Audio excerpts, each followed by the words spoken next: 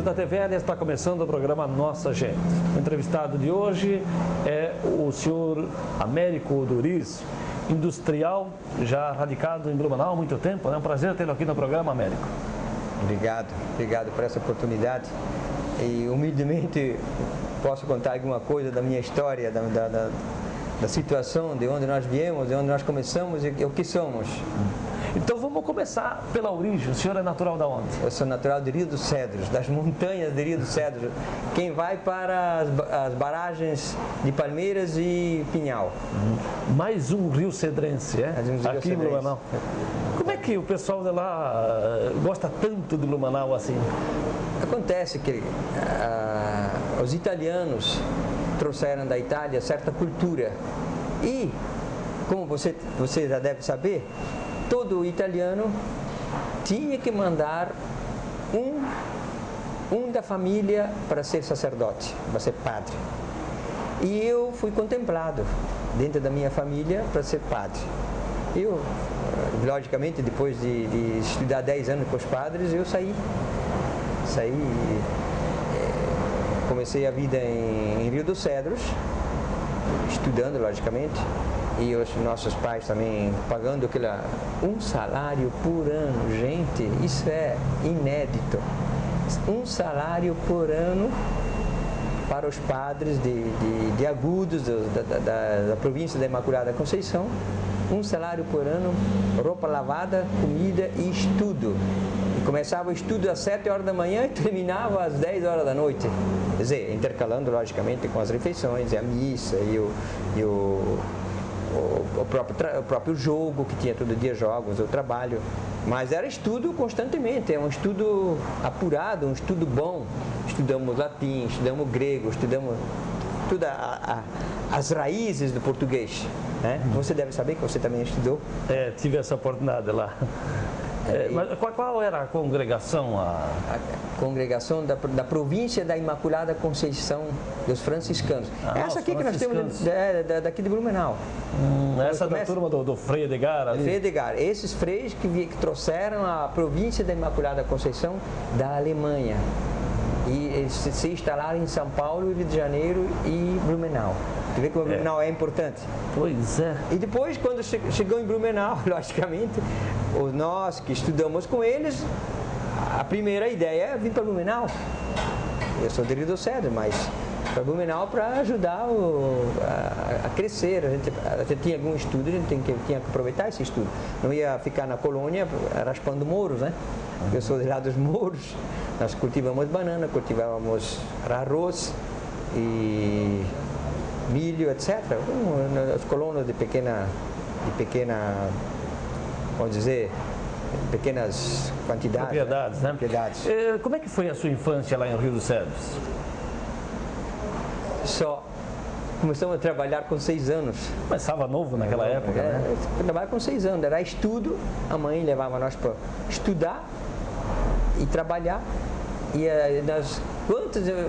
eu digo que o trabalho não mata ninguém. A nossa mãe, nós somos em 14 irmãos, 14, levava todos nós para o trabalho, de manhã até 9 horas da noite, tem que trabalhar, não tinha moleza. E isso formou a vontade de trabalhar. A mãe levava todos nós para o trabalho, estudava para a escola primeiro e depois trabalho. Que tipo de atividade? Na roça? Na roça. Era cultivo de banana, cultivo de arroz, cultivo do milho, batata e os animais, lógico, né? Pegou no cabo da enxada cedo, então? Cedo. E cada vez que a gente vinha das férias, que tinha umas férias, 3 meses de férias por ano, era roça, trabalhar, não tinha moleza. E como é que eram os estudos? Estamos falando de que época, Américo? De 60 a 70. Eu estudei, 58 a 70. Então eram... 67, 68, 70. Isso já é época de seminário? Seminário. Então foi um pouco antes da época da enxada e... Como é que era a escola lá na tua época, em Rio dos Cedros? Rio dos Cedros é a escola estadual, né? Escola estadual. Fraquinha. Para o colégio era fraquinha a escola. Tanto assim que quando eu fui primeiro ano para a escola, tive que repetir o quarto ano primário, que era puxado. Repetiu o quarto ano primário, depois começou os estudos normais, o ginásio e o científico, né? Como é que nasceu a ideia? Foi uma imposição, uma tradição da família, essa coisa de ir para o seminário? Não, é que da parte da minha família já tem um sacerdote, frei. Já tem um da minha família, da parte da minha mãe, tem um irmão da minha mãe que já é frei, né? Frei Valmor Catoni. Minha família, da parte da mãe é Catoni, da parte do pai é Odorice.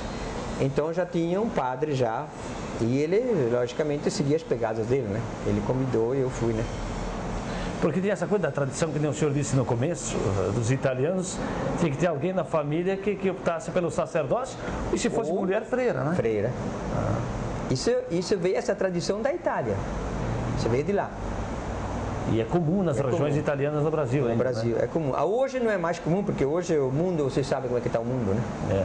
Então, o Américo, e lá no seminário, o senhor falou que os estudos tinham um outro formato, né? Foi difícil essa transformação, se adequar a essa nova vida? Foi difícil no começo, tive que repetir um ano, mas depois foi, porque a gente se esforça, e os padres também davam ocasião de a gente estudar, e o estudo era pesado.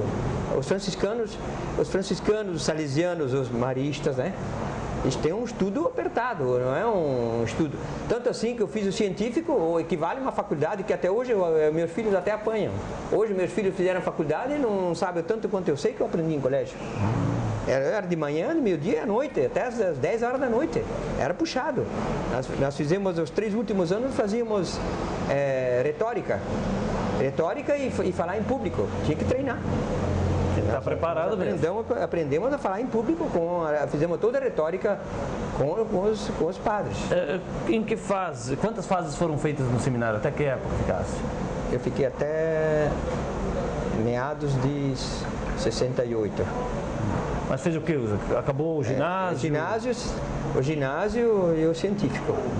Científico puxado, né? Não chegou a pegar filosofia, teologia, essas eu ia para filosofia. É? Para filosofia. E o que te fez decidir a não seguir? O que me fez decidir é que os padres acharam que eu tinha que sair, porque eu cheguei uma vez, o padre disse assim: olha, Frei, eu penso em mulher o dia todo. Aliás, eu chego à noite e eu ficava pensando em mulher. Aí o padre disse: é normal, mas você fica um ano em casa e depois, se você resistir, você volta. É boa a decisão dele, né?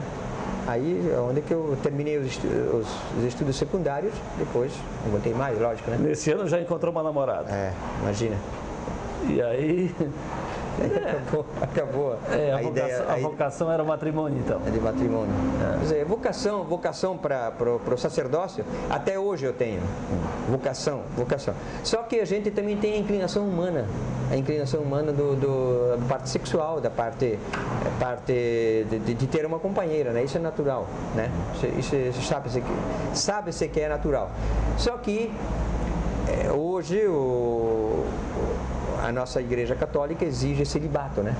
E se é para ficar dentro de um celibato e burlar essa lei do celibato, eu prefiro sair. Né? E valeu a experiência de seminarista? Valeu, é muito estudo, um fundamento ótimo, tanto religioso como cultural. Estudamos latim, estudamos grego. Eu sei até hoje a descendência das palavras em português, que veio do grego, eu te falei hoje de manhã, né? Eu te falei há pouco com respeito à litografia, né? Litos em grego é pedra, grafia é escrever através da pedra. Então, litos vem do grego. Então, a gente sabe toda a descendência das palavras. Então, português fica uma língua fácil para nós. Porque o português é derivado do latim, que é a língua mãe, e grego. Tu sabes disso que também tu estudou? Pois tem aquele negócio do grego romano. Né? E é uma coisa curiosa esse estudo da etimologia, né? E hoje não se estuda mais. Eu acho que não sei como é que está na faculdade hoje. Se fala um pouco do grego, se fala muito do latim, porque a língua latina é morta. Só que todas as palavras derivaram do latim, né? E depois você estudando um pouco da derivação, você já sabe. Pois é, agora o Papa Bento XVI aí está voltando no tempo e aceitando novamente a celebração da missa em latim em algumas partes do mundo. Algumas né? partes só, né? É. Para não haver... Chegasse a pegar muito tempo da missa em latim, não? Cheguei a pegar. Gostavas daquele... Até o Concílio Vaticano II de João 23, que terminou em 64. Eu entrei em 58 no colégio, até 64 em latim, tudo em latim. Pois é, era uma linguagem difícil do povo entender. Né? Eu já respondia tudo em latim. Bom, naquele tempo já... Hoje o Papa quer transformar, quer usar as palavras em latim da parte principal da missa, que é a consagração, para ninguém mudar aquelas palavras de lá. Veja, existe uma interpretação de que o Papa vai mudar tudo. Não é assim, só aquelas palavras principais da missa, que é a consagração, né? A transubstanciação, que muita gente não acredita hoje, tu sabe muito bem, não precisa falar muito sobre isso. E naquela época também o padre rezava a missa de costas, voltado para frente, né? De costas para o povo. Hoje a época também do padre com batina, tudo isso.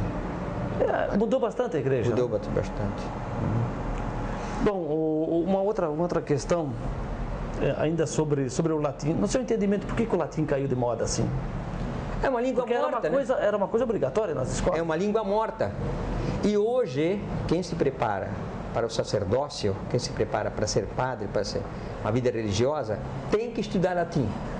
Porque latim é a língua morta, mas deriva as 5 línguas que nós sabemos, né? Sim. Português, espanhol, francês,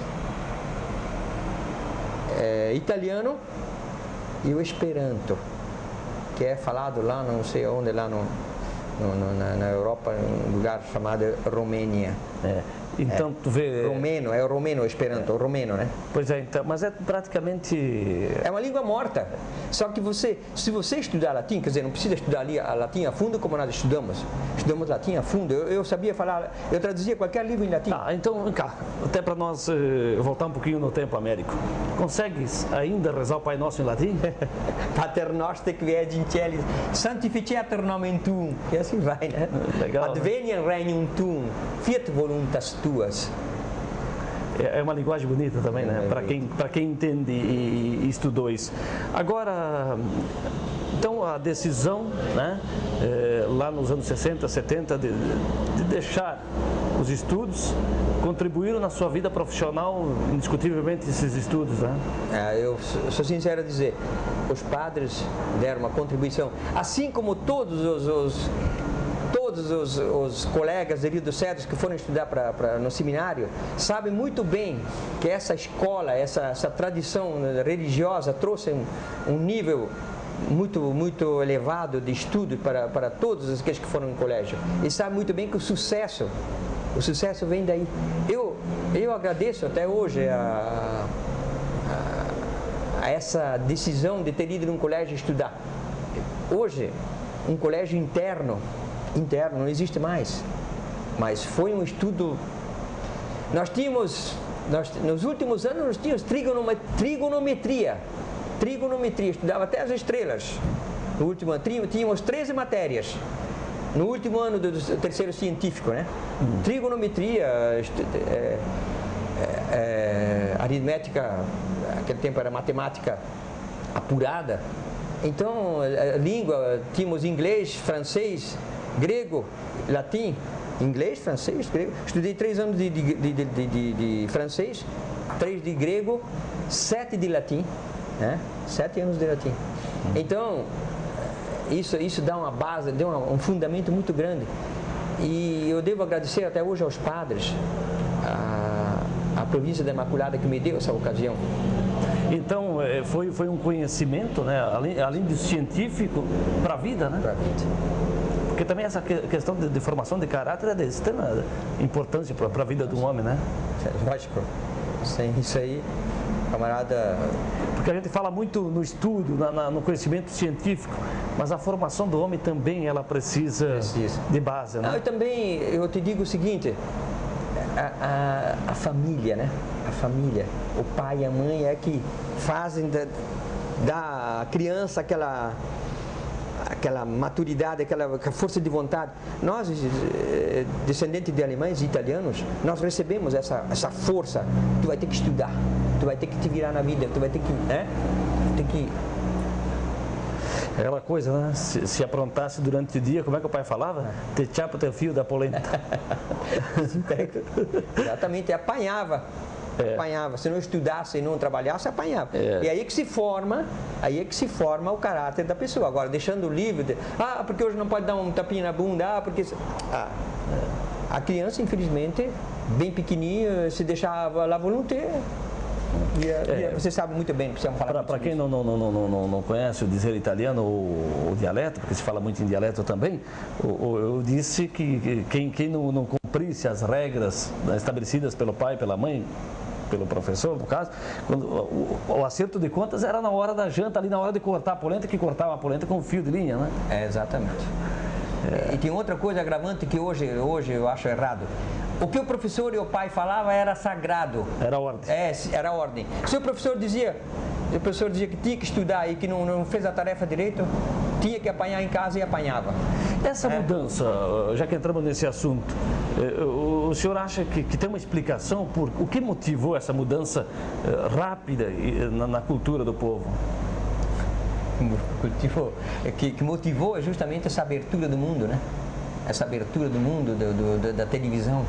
A televisão é a maior fonte de desvio de pensamento, né? De ideias. A televisão entra dentro da tua casa e faz o que quiser. Te bota as ideias que quiser, né? Então, ali, a maioria das ideias vem através da televisão. O que é bom e o que é ruim. E a família não responde mais tanto.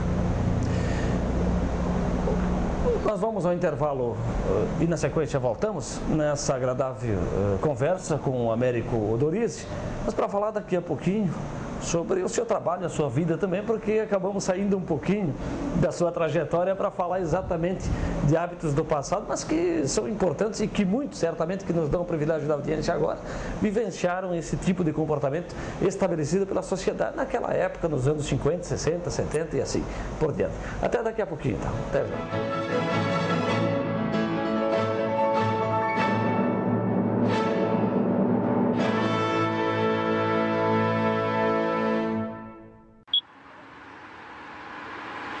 Pedale com segurança, como criança vá pedalar. Pedale sempre alerta, vá de bicicleta a todo lugar. Pedale sempre na mão, com a campainha chame atenção. Pedale sempre comigo, que o meu amigo é um fanfarrão. Use equipamentos de segurança e ande no sentido do trânsito. Então, ciclista legal é ciclista consciente. É bicicleta, mas comigo você vem junto.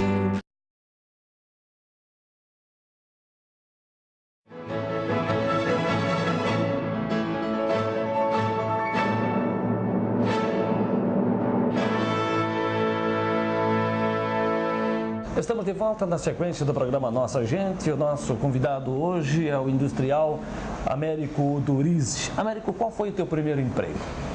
Primeiro emprego em Blumenau? Aliás, eu saí do colégio, primeiro emprego foi como eu não tinha o certificado de reservista, eu fui a Curitiba vender livros ambulantes. Imagina um ex-seminarista que só falava em religião, só falava em doutrina, só falava em sacerdócio, vender livros numa empresa ambulante. Eu tive que aprender na marra e correr pela estrada, né? Imagina o que eu vendia, dicionários. Dicionários. Eu chegava numa família e dizia, se vocês não têm dicionário em casa, vocês têm que, para instruir o seu filho, tem que ter um dicionário em casa. Naquele tempo não tinha computador ainda, né? Em 68, 69 não tinha computador ainda. E era um bom vendedor de livros? Vendi bem. Muito tempo nessa lida? Eu fiquei quase um ano vendendo livros. Depois, eu estava me dando bem, só que eu não gostava dessa vida ambulante. Estava uma coisa fixa, né? Eu vim para Blumenau, fiz a carteira de reservista, porque no colégio dos padres não havia necessidade de carteira de reservista. A hora que a gente saísse do colégio tinha que apresentar, tinha que fazer carteira de reservista. Eu não servi, mas daí eu comecei justamente a vida em 70, então final de 69 eu comecei a gráfica. O primeiro emprego foi bancário, eu fiquei trabalhando quase um ano no banco. Depois eu saí do banco e montei uma empresazinha de encadernação de revistas. Naquele tempo saía muito, não sei se você se lembra, a revista Conhecer, saía muito Conhecer pela Abril, fascículos semanais. E daí tinha uma coleção de 12, 15 volumes, e isso era muito propagado. Isso, a Abril fazia uma propagação, existiam grandes volumes de revistas para encadernar. Então eu lecionava também em 69, lecionei no João Wiedemann, na Velha, não sei como é o nome do colégio agora, não me lembro, mas eu lecionei, mas depois como professor eu não me sentia bem. Eu achava melhor começar a vida como indústria, começar com encadernação, que eu achava que daria mais. Eu trabalhei 5 anos com encadernações, até hoje eu trabalho com encadernações. Eu agreguei, então, comecei com a tipografia em 75. Comecei a gráfica em 69. Em 75 comecei com a tipografia. E como é que surgiu essa ideia da gráfica? Meu padrasto fazia feira ali onde está Embratel hoje. E daí, na Ponta Aguda. Eu ajudava na parte da manhã, eu ajudava ele na terças e sextas-feiras. Terças e sextas tinha feira, que ele vinha com o caminhão lá do sítio, onde nós fomos criados, e eu ajudava ele a fazer feira. E daí um dia, da tarde, eu trabalhava no banco, era da meio-dia às 6 no banco. E até meio-dia eu ajudava ele ali.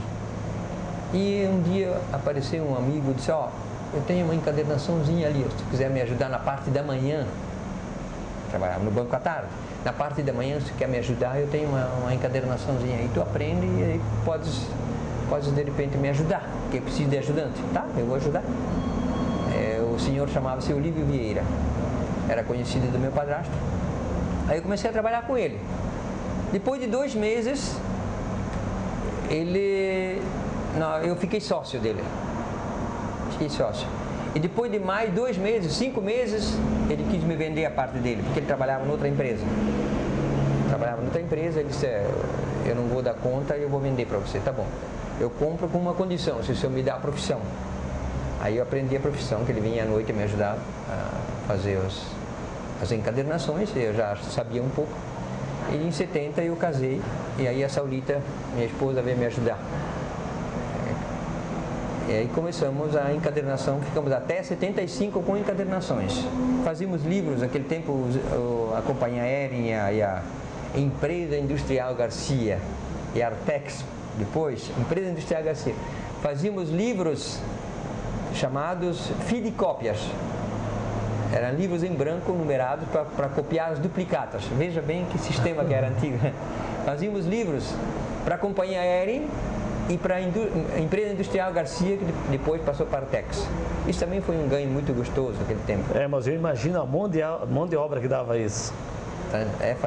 Pegava o papel em branco, comprava um papel em branco em São Paulo, importado, costurava o papel em branco, era um papel de seda, livro de 1000 folhas, essa grossura assim, porque era papel seda, chamado fidicópias. Isso aquele tempo a Receita Estadual, Federal exigia. Era um livro de cópia de duplicatas nas empresas. E depois outras coisas também que eles usavam, né? Tem alguma coisa a ver com aquilo que era típico do contador, o guarda-livro? Exatamente. Era isso? Exatamente. Era livro fidicópias para a contabilidade, para as empresas grandes que usavam isso. E nós fazíamos esse tipo de livro. Até 75. Aí nós começamos com a tipografia, 75.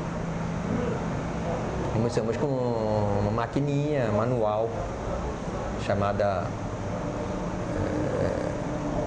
não sei o nome dessa máquina, uma maquininha manual, fazia composição em tipos e a gente fazia cartão de visita, bloquinho de bloquinho de pedido, nota fiscal de consumidor.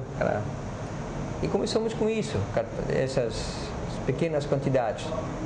E depois fomos aumentando. E depois entramos no livro de cartórios.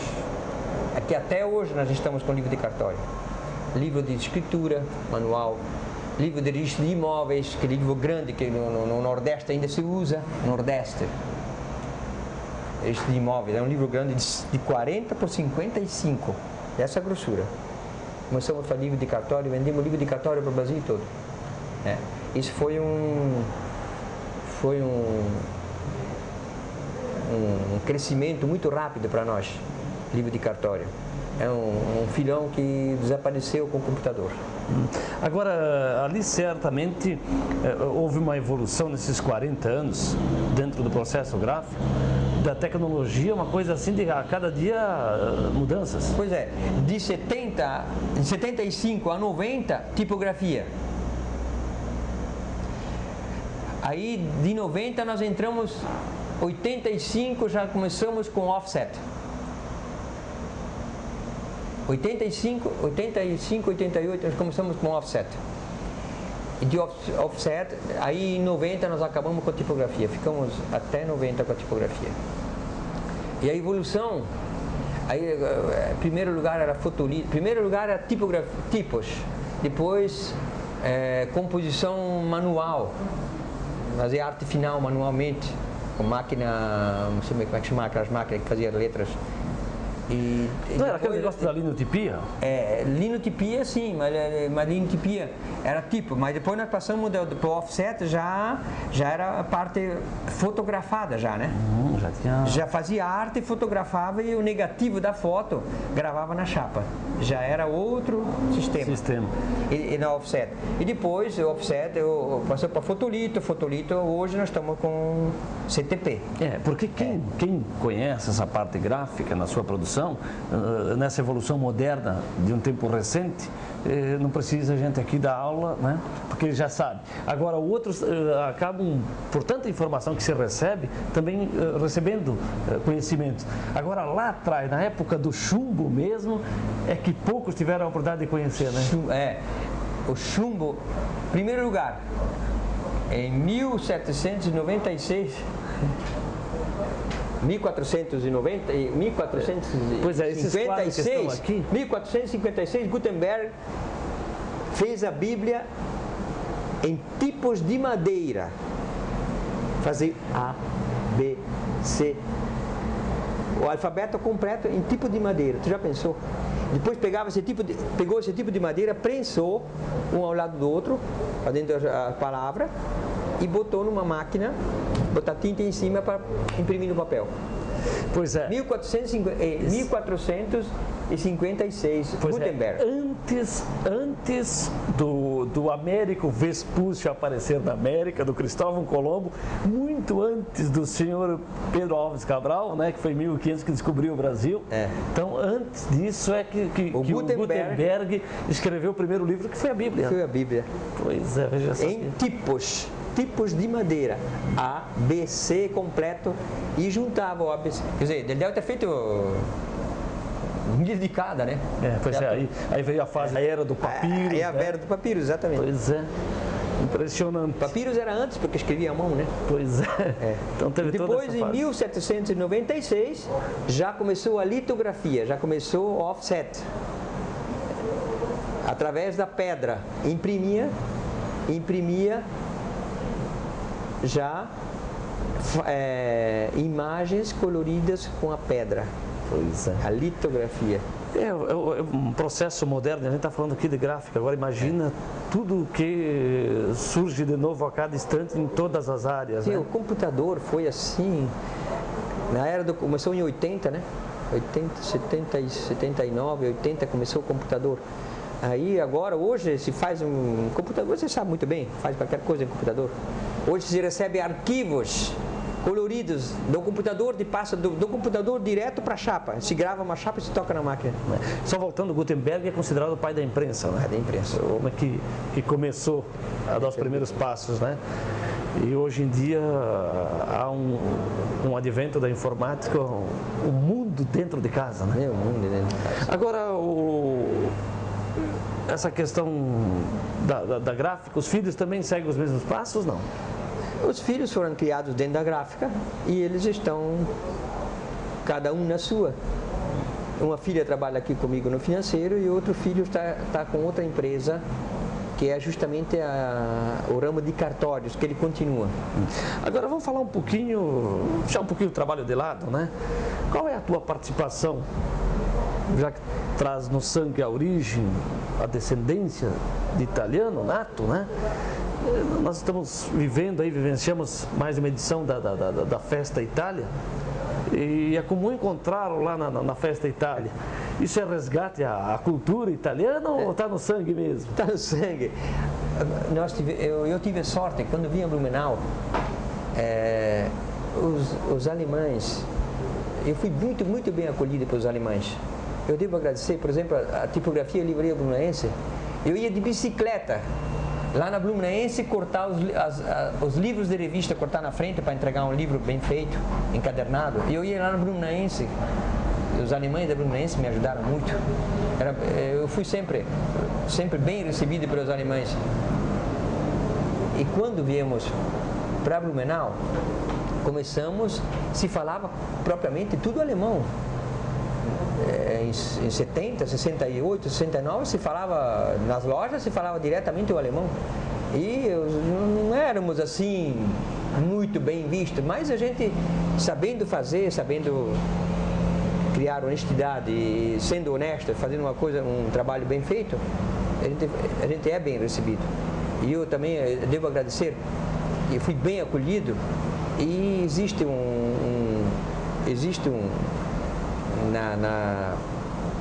na colonização alemã e italiana existem parâmetros parecidos de esforço, de luta, de batalha, que propriamente se chega a um denominador comum. E foi isso que aconteceu. Então, fomos bem recebidos, fazendo um bom trabalho, atendendo bem o cliente, atendendo bem as revistas que traziam para encadernar, fazendo um bom trabalho, fomos criando confiança. E essa confiança foi indo, que tem que continuar até hoje. E a tua participação no Lira, Círculo Italiano? Minha participação, eu fui presidente em 92, 91, 92, 93, na qual nós consolidamos a sede em 92, final de 92, consolidamos a sede.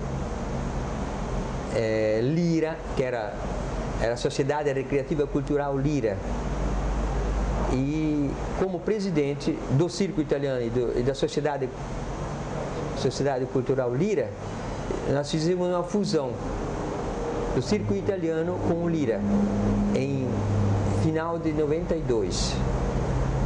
Fizemos uma assembleia e consolidamos então o Lira Círculo Italiano. Ficamos com o CGC e a sede do Lira antigo e colocamos o Lira, que era a Sociedade Recreativa Cultural Lira, ficou Lira Círculo Italiano de Blumenau. Então tivesse uma participação decisiva no clube. Fizemos uma fusão ali, né? E em 93 começamos a sede, já que estava consolidada as opiniões e a votação a favor de uma fusão do Lira Círculo Italiano, da Sociedade Cultural Lira para Lira Círculo Italiano, já que tinha sido consolidada em assembleia, começamos a construção da nova sede. Que está lá bonita hoje, elegante. Eu não quero dizer que fui eu, mas com os meus colegas conseguimos, com César Longo, que foi presidente da época, eu era da parte da construção, construímos aquilo lá em 90, começamos em 93 e terminamos em 98, 97, 98, propriamente pronta, né, a sede. E aí surgiu também a Festa Itália. Em 94, com um auxílio muito grande, tem que dizer isso, hein? Um auxílio muito grande atual prefeito Renato de Melo Viana, foi feita a primeira Festa Itália. Ele nos deu uma mão muito significativa ao Circo Italiano de Blumenau, ao Lira Circo Italiano, do Renato de Melo Viana. E aí começou a Festa Itália em 94. E que está aí já consagrada agora. Está consagrada e faz parte do calendário municipal. Américo, muito obrigado, hein? Obrigado. Tamo em saúde. Sim. Américo, eu falei Vespucci antes, quase que eu disse Américo Vespucci, né? Américo Dorizzi, conhecidíssimo em Blumenau, principalmente na cultura italiana, pela sua integração com o Lira Circo Italiano, com a Festa Itália, com o setor gráfico da cidade e também industrial de Rio dos Cedros. Para Blumenau foi o nosso entrevistado hoje no programa Nossa Gente, que volta em uma outra oportunidade. Um grande abraço a todos e até a próxima edição.